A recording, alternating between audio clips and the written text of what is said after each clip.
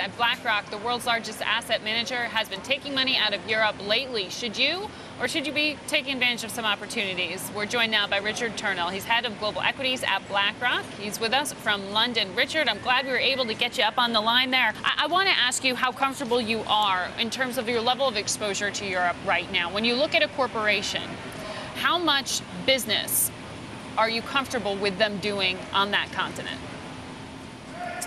Well, we're going to look at it on a stock-by-stock basis, but we have been trimming back on our European exposure. We think we've seen two factors that have really driven up the value of many European stocks over the last few months, and both of those are fading. So the first is the LTRO, and we really saw the big impact of that coming, first of all, at the end of last year, and then more recently in January, February this year.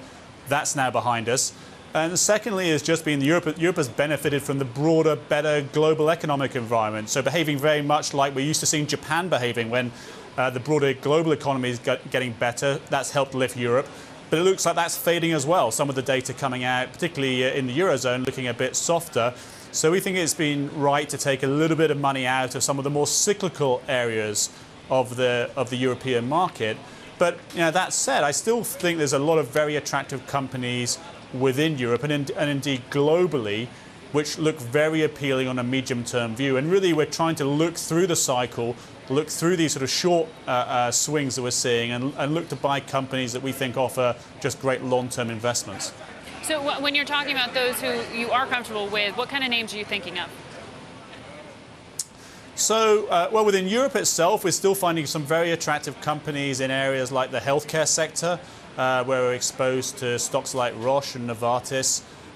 We like some of the industrial stocks as well, some of the, again, the higher quality end of the industrial spectrum, stocks like Schneider.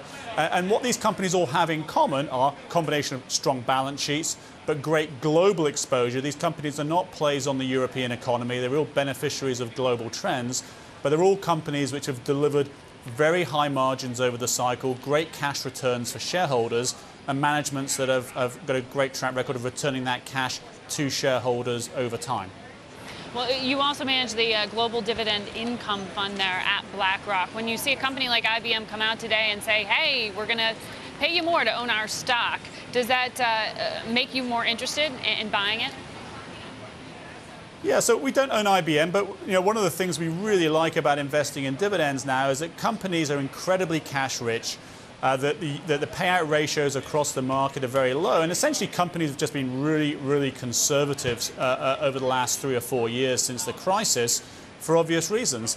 And that means that when I look at the dividends available today, not only are those dividends very secure, but actually there's huge potential for companies to raise those dividends around the world.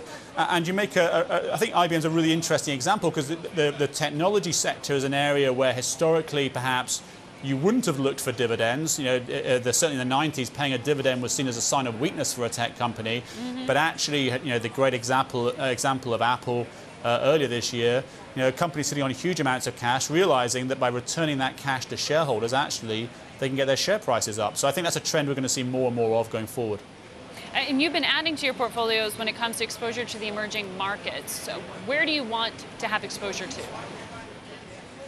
So the emerging markets is an area which has significantly derated this year. So you've seen emerging markets underperform, while the earnings have actually held up pretty well. So we're finding some very attractive value opportunities appearing now in EM, and specifically we want to get more exposure to China, and specifically to the Chinese consumer. So we're seeing more evidence that China, whilst experiencing a slowdown, excuse me, that slowdown looks to be managed. And moreover, that you're getting a gradual shift in leadership within the Chinese economy, away from fixed asset investment to consumer, towards consumer spending.